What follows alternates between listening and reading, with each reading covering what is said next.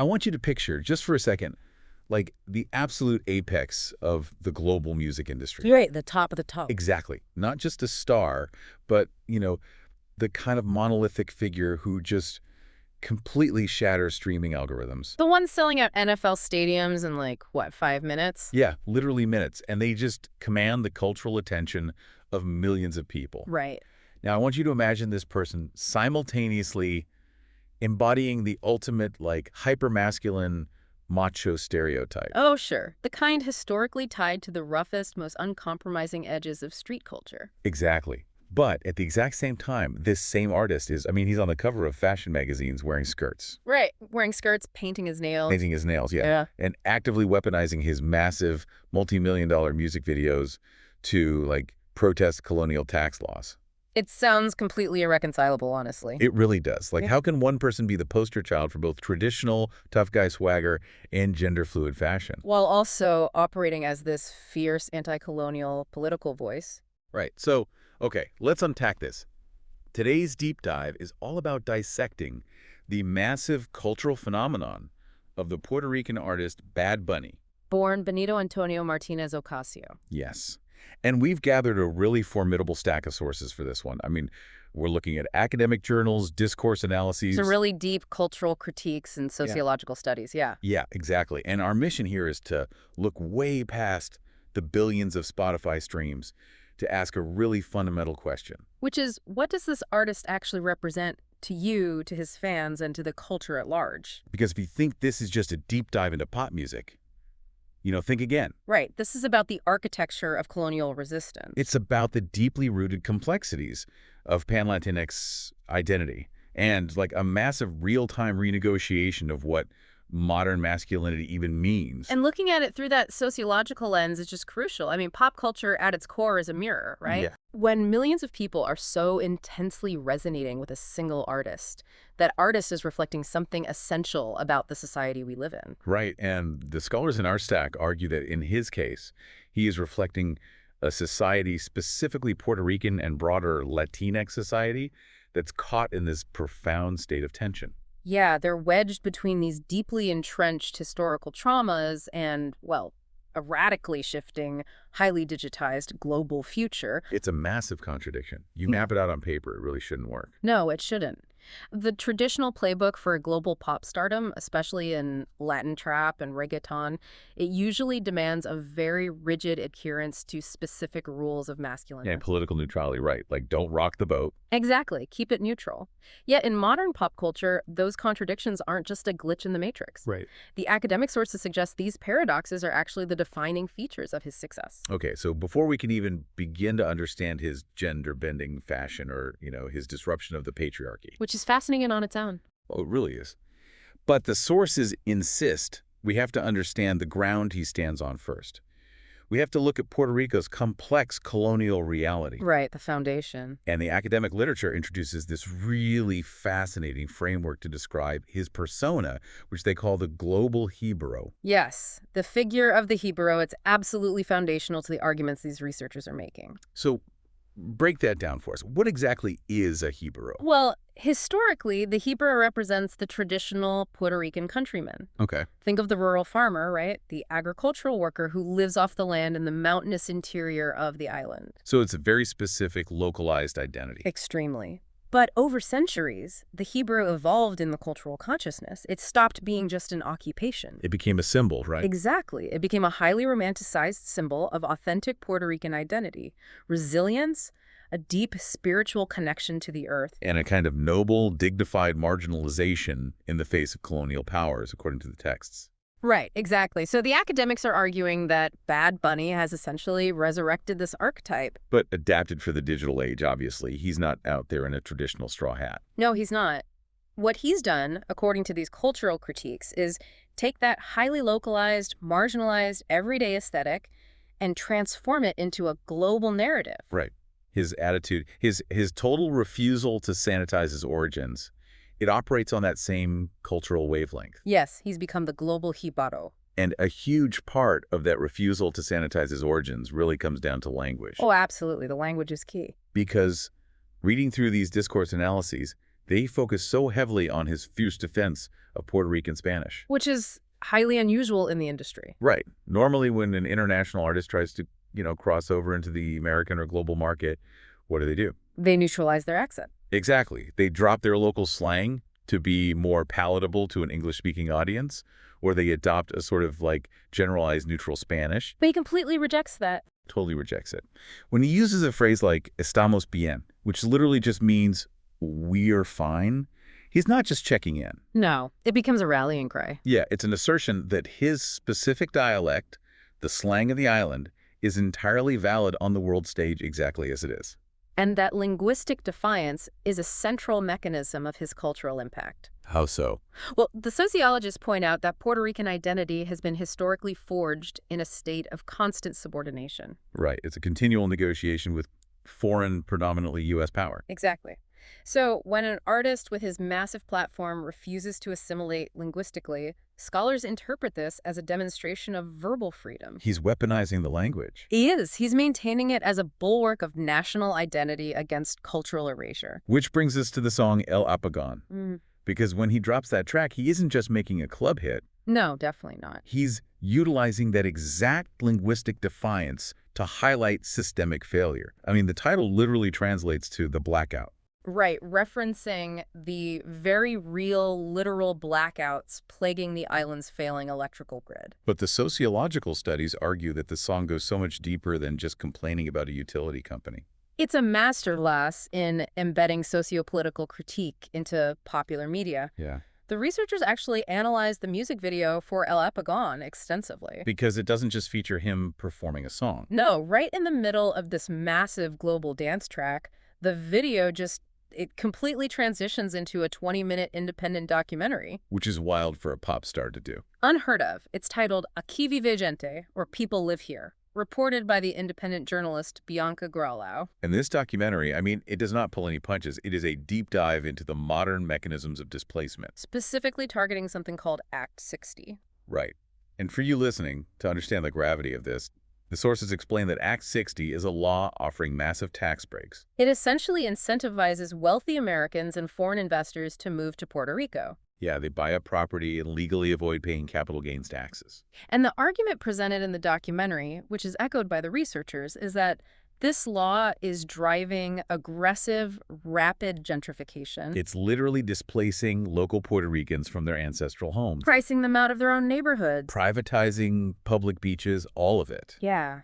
And the structural contrast he creates within the piece is what really fascinates the academics. Because on an audio level, you have these deeply affirming, defiant lyrics where he sings, Esta es mi tierra, esta soy yo. Meaning, this is my land, this is me. Exactly. It's this beautiful celebration of belonging and presence. But the academic literature places those lyrics against a very dark, very specific historical context. To explain why saying, this is my land, is an act of resistance. Right. The sources bring up a historical document from the 1930s. It's a letter written by a U.S. pathologist and oncologist named Cornelius Rhodes. Yeah, reading that specific quote in our research stack, it was genuinely shocking. It's horrific. I had to read it twice just to process it. Rhodes infamously wrote that Puerto Rico would be ideal except for the Puerto Ricans. He openly called the local population a dirty, degenerate race. And literally, in writing, suggested that what the island needed was to totally exterminate the population to make it livable for foreign interests. It's a chilling piece of history, but it's vital to the scholar's argument. Why is that? Why bring up a quote from the 30s? They include it to demonstrate a continuity of ideology. Okay, right. The colonial sentiment, the idea that an uninhabited Puerto Rico, cleared of its native population, is what best serves foreign economic interests. It's not just a relic of the past. It remains a central point of tension today. Exactly. The displacement caused by modern tax laws like Act 60 is viewed by many sociologists as a contemporary economic iteration of that exact same colonial desire. Wow. They want the beautiful island, but they don't want the people. You hit the nail on the head. So when Bad Bunny drops the 20-minute documentary about displacement in the middle of a music video, he's actively fighting that legacy. He's saying, no, people live here. But I have to push back a little here, or at least look at the mechanics of this strategy. Sure, go ahead. Think of it like a Trojan horse. He's taking this incredibly heavy, historical, trauma, extermination, displacement, gentrification, and he's wrapping it inside a massive, undeniable club beat. Right. Doesn't wrapping that kind of systemic oppression in a dance track dilute the message? Like, if millions of global fans are just streaming it to party at a club in Berlin or Tokyo, are they missing the point entirely? Or is that exact Trojan horse strategy what makes it genius? Yeah, exactly. Which one is it? Well, if we connect this to the bigger picture of media sociology, the researchers argue it is precisely what makes it effective. Okay, how so? For Puerto Ricans, the sources note identity requires constant active negotiation. Direct, dry political lectures rarely capture the global imagination. Right, a TED Talk isn't going to go viral on a Spotify party playlist. Exactly. But by utilizing the Trojan horse of a global pop hit, the music itself becomes the vehicle for the message. The act of dancing to it, of hearing Puerto Rican Spanish dominate global chart scholars, frame that as a literal taking up of space on the global stage. He ensures the political reality of the island is exported right alongside the rhythm. Yes, it forces the world to consume the politics if they want to consume the art. But there's a massive leap between taking up space in a 20-minute indie documentary on YouTube and taking up space inside the ultimate engine of American corporate capitalism. You're talking about the Super Bowl? I am talking about the 2026 Super Bowl. Hmm. Our sources include a really extensive media event analysis of his performance at Super Bowl LX. Yes, that performance is a major focal point in the literature. And to understand why the academics care so much about this specific performance, we have to trace the journey of the music itself. The researchers use a very specific phrase for this journey, from the plantation to the platform. That phrase is a vital anchor for this entire analysis, because reggaeton, as a genre, is not a recent, shiny pop invention fabricated in an air-conditioned corporate boardroom. Definitely not. The ethnomusicologists in our stack detail how it carries deep-lived plantation histories. Right. These histories are embedded in its drum patterns, its vocal inflections, and its bodily movements. It is fundamentally an Afro-diasporic creation. Exactly. The historical breakdown traces reggaeton's roots back to the African diaspora. It pulls heavily from Jamaican reggae, specifically the workers who migrated to build the Panama Canal. And then emerged with Panamanian reggae and Espanol before colliding with underground hip-hop in the marquesinas or garage parties of New York and Puerto Rico. And this lineage is inextricably linked to complex histories of race and class. The sources spend a lot of time detailing the historical caste system in Latin America, don't they? They do. The racial hierarchies established during Spanish colonial rule created categories based on racial mixing, like mestizo and mulatto. Right, which birthed a deeply ingrained colorism across the region. Yes, where societal bias dictates that proximity to whiteness equates to higher social standing. So because of this deeply rooted colorism, the populations that actually created reggaeton marginalized, Afro-descendant, working-class communities were heavily stigmatized. Very heavily. The historical record shows that for a long time, reggaeton was heavily policed in Puerto Rico. Rated by authorities, right? Yes, it was considered low-class, vulgar, and dangerous by the political and social elites.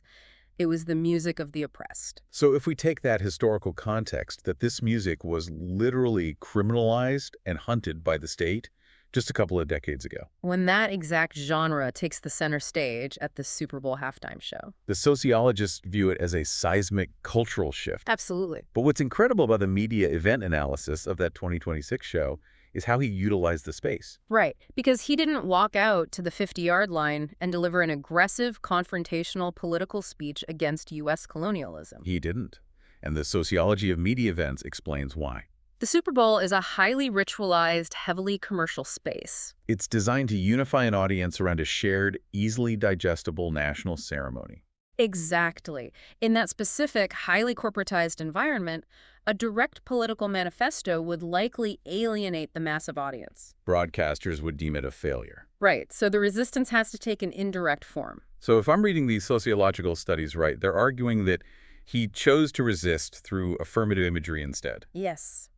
The analysis notes that he recentered Puerto Rico and Latinidad by broadcasting images of labor, the home, neighborhood festivities. And even a civil union, all conducted entirely in Spanish. It wasn't an attack on the U.S. It was an unapologetic celebration of Latin existence. It operated as a counter-narrative of citizenship. Exactly. The media scholars emphasize that he presented the Latin community not through the racialized, securitized, or criminalized stereotypes often peddled in U.S. media. Right, none of those harmful tropes. Instead, he presented them in terms of civil life, social effect, and pure joy. And by doing that on the biggest television broadcast of the year, he shifted the symbolic center of the event. Yes, he completely reframed the stage. I see why the academics frame it as a victory. But, I mean, let's play devil's advocate for a second. Okay, let's hear it.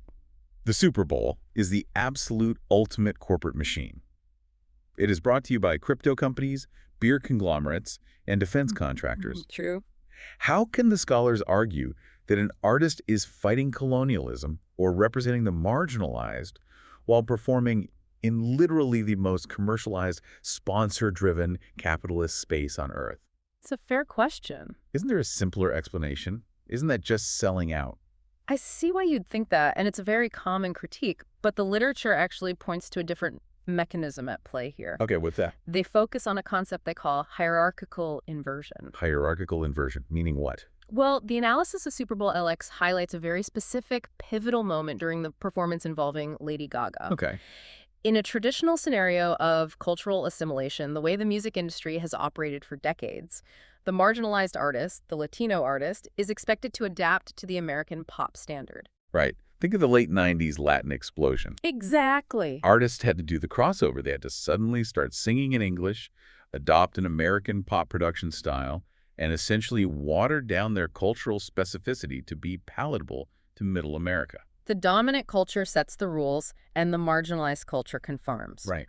But the researchers argue that what happened in 2026 was the exact reverse. Lady Gaga, who is arguably a quintessential massive U.S. pop figure, Titan of American pop? Yeah. she adapted to a Caribbean musical form. Ah, I see. The American pop standard bowed to the Caribbean rhythm. In representational terms, the scholars argue that the Latin element was no longer just a peripheral ornament or a token feature. It became the aesthetic rule of the moment. Precisely. So by forcing the dominant culture, in this case, Lady Gaga and the 100 million Americans watching, to adapt to the marginalized culture's language and rhythm on the most American stage possible. He achieves a profound symbolic shift of power, even if it happens within a corporate framework. That is the core argument of the media analysis then. It's a subversion from within the belly of the beast. Exactly. Subversion from the inside out. Okay, so if we accept the scholar's premise that he's shifting power geographically and culturally on a macro scale at the Super Bowl, I want to look at how he takes that exact same subversive energy and applies it on a micro scale. You mean down to the personal level? Right down to his own body, his fashion, and his gender performance. Which is a whole other layer of complexity. It really is. Because reggaeton and Latin trap have historically demanded that their artists be aggressively, unapologetically hyper-macho. Very true. So how does an artist operating in that specific genre manage to be embraced as a queer and feminist icon? To answer that, the academic literature insists we first have to define the specific kind of masculinity we're dealing with. Okay. The sources use the sociological term hegemonic masculinity to describe the traditional gender norms of Latin trap and reggaeton. And in the context of these genres, hegemonic masculinity essentially means the bad man trope. Right. Yes. The discourse analyses describe it as hyperbolic virility, It's about unquestioned sexual dominance. the capacity for violence to protect one's honor or reputation. And the blatant flaunting of material wealth, the cars, the jewelry, the designer clothes. It is a highly policed environment where showing any traditional femininity or emotional vulnerability is instantly viewed as a fatal weakness. And it's crucial to acknowledge, as the sources do, that Bad Bunny undeniably participates in this framework. He does. He is not entirely separate from it. He profits from it. Right. The discourse analysis provided in our stack looks very closely at the lyrics of his massive hit song, Titi Me Pregunto, to prove this point. Oh, that song is the perfect case study for this contradiction. It's an absolute banger. Everyone knows the hook. But if you sit down and actually read the lyrical analysis provided by these researchers, The discourse is heavily, heavily loaded with traditional machismo. yeah, he is openly boasting about having a multitude of different girlfriends, listing them off, essentially treating women as a revolving door of conquests. The feminist scholars in our sources point out a very clear textual devaluation of women in the song. They do. But the analysis also reveals a fascinating internal contradiction within that very same text. Because while he exalts the dominant macho playboy persona, he simultaneously undercuts it by playing the victim. Right. He talks about his inability to commit, his emotional damage. He almost seeks the audience's empathy for his emotional unavailability. He occupies the dominant patriarchal position, but he asks the listener to feel sorry for the emotional toll that playing the macho man takes on him. So he's playing both sides of the coin. He gets the street cred of the bad boy, but the sympathy of the vulnerable artist.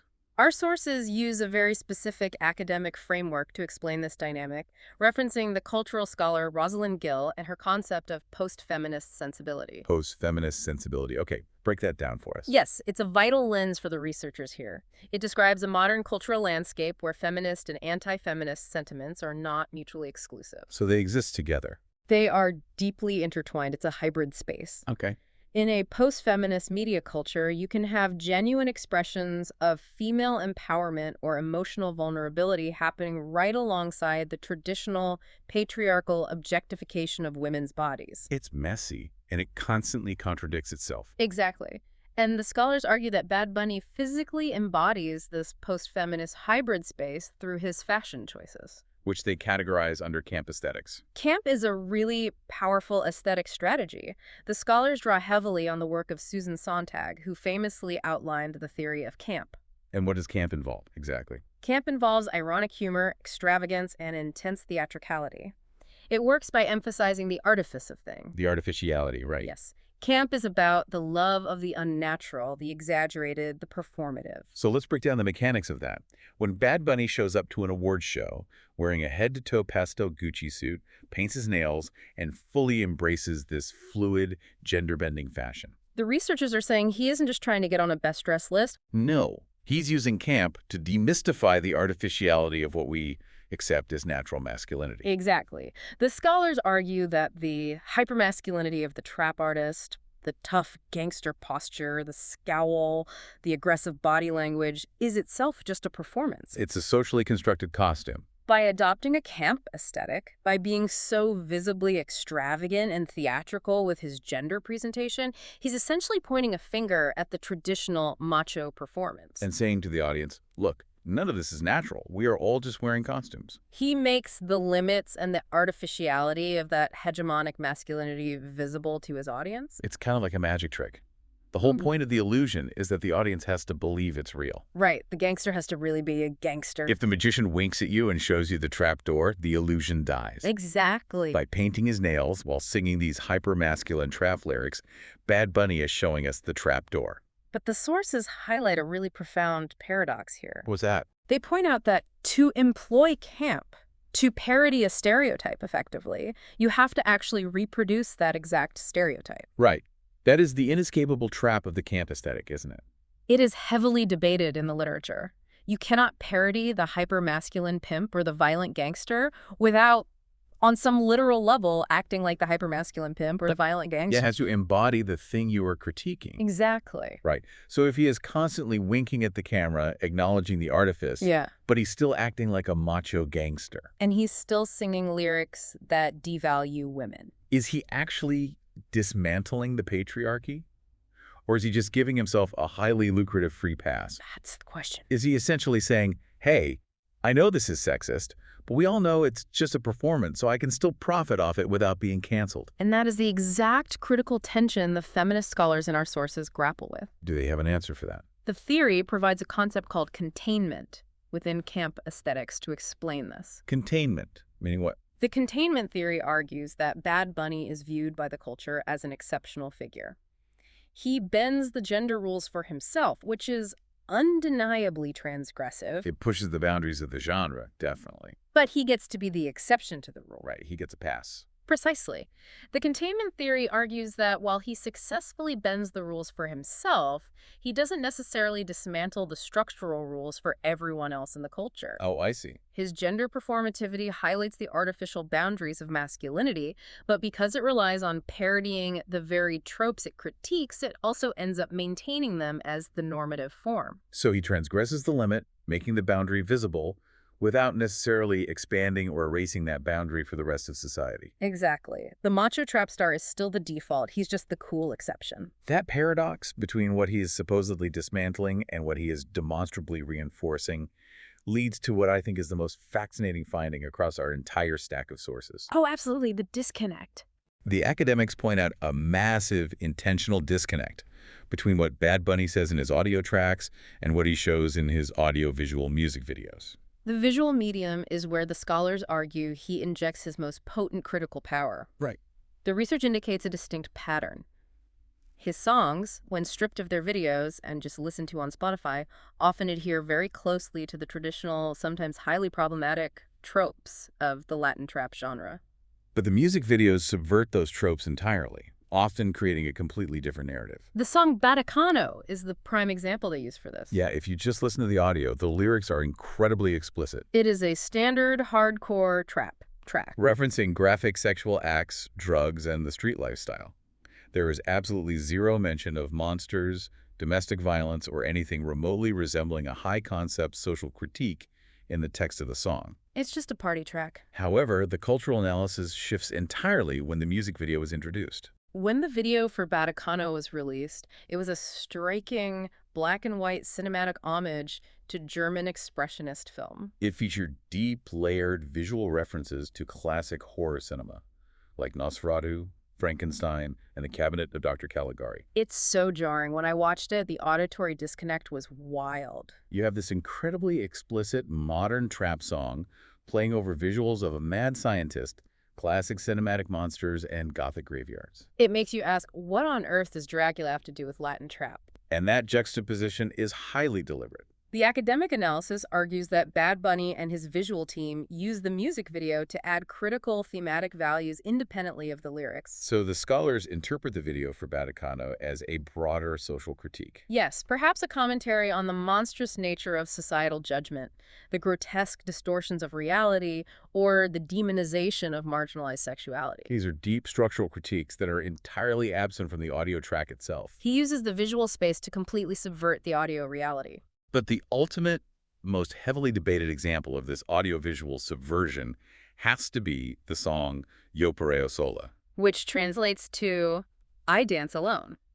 The literature shows this track caused a massive cultural earthquake when it dropped. Yeah, it really did. The audio track itself is written from a woman's perspective, which is already incredibly rare for a male reggaeton artist to do. The lyrics are about a woman claiming her absolute agency on the dance floor. Asserting that she doesn't need a man to dance with her, she is actively choosing to dance alone. And the music video took that textual subversion and amplified it to the absolute extreme. In the video, Bad Bunny performs in full, highly exaggerated drag. He adopts multiple feminine personas, utilizing hyper-feminine dancing styles and aesthetics. And the academics frame this as a direct, aggressive challenge to the cisnormative, hypersexualized traditions of reggaeton music videos. Where women are historically relegated to being silent background dancers existing purely to serve the male gaze. Right, so on the surface, it looks like a massive victory for gender equality in a traditionally macho space. But, and there is a huge but here, the sources detail how this specific video ignited a massive controversy among feminist scholars. Because on one hand, you had mainstream pop culture praising him as a revolutionary feminist icon for subverting the male gaze. On the other hand, critical feminist academics point out a glaring hypocrisy. Right. Even in drag, they argue the video still heavily relies on hypersexualized imagery. He's wearing huge, comical, prosthetic breasts, towering high heels, and skin-tight leather outfits. Furthermore, and this is the most critical point raised by the research regarding the ethics of his activism, the female vocalist who actually sings the chorus of Yo Perreo Sola, a young Puerto Rican artist named Nessie, whose real name is Genesis Rios. She was originally left entirely uncredited on the track when it was released. Yes.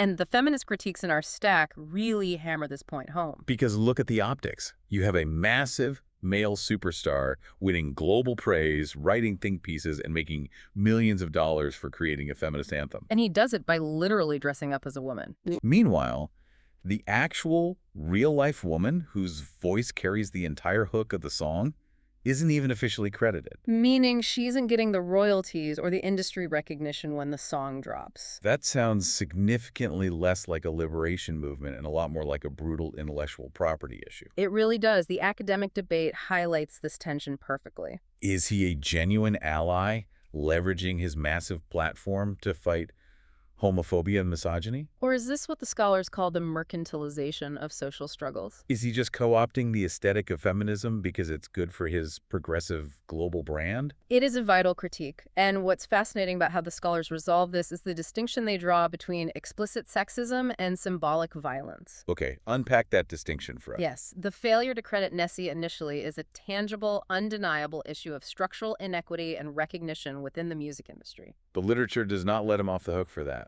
No, not at all. However, the sociological argument is that the visual medium allows Bad Bunny to achieve something highly complex on a macro level. Okay. He is injecting critical progressive values into spaces like a dark traditional reggaeton club or a mainstream algorithm-driven trap playlist that might completely and hostilely reject a straightforward academic feminist lecture. It's that Trojan horse mechanism again. Exactly.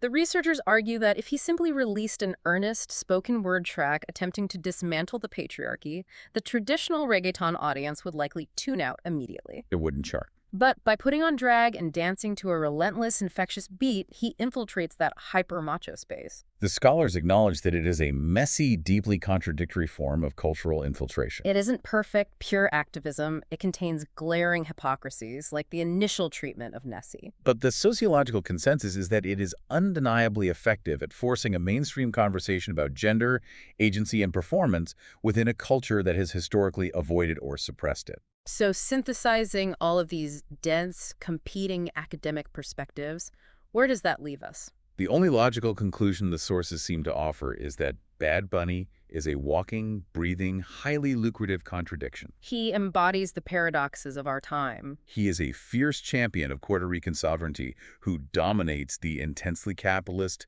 U.S.-centric Billboard charts. He is a purveyor of macho, explicit trap music who simultaneously utilizes drag and camp aesthetics to poke massive holes in the logic of the patriarchy. It really forces you to reflect on your own media consumption, doesn't it? Oh, absolutely. We live in an era, especially on the internet, where we often demand that our pop stars be perfect, infallible activists. We want them to have flawless politics, perfect execution, and absolutely zero hypocrisies in their personal or professional lives. But the academic sources we've explored today suggest something really counterintuitive. That his massive, undeniable cultural impact actually stems from his imperfections. His power, according to the literature, lies precisely in his ability to exist in the messy, contradictory middle ground.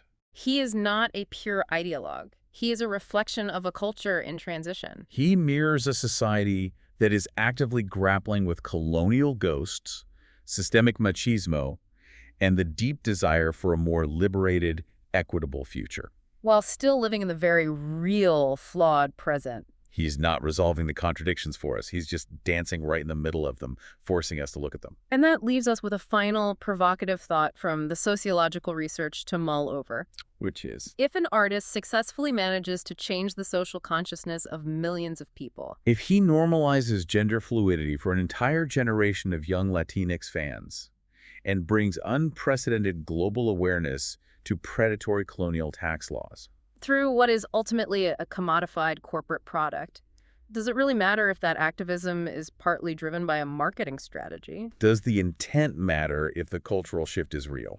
That is the ultimate million-dollar question, and it's one the academics are still debating. The next time you put on your headphones, as you listen to your favorite playlist today, take a second to ask yourself, Are you just casually consuming a beat, or are you actually dancing to the real-time renegotiation of a culture's identity? thank you for taking this deep dive with us. Keep questioning the media you love, look beneath the surface of the spectacle, and we'll see you on the next deep dive.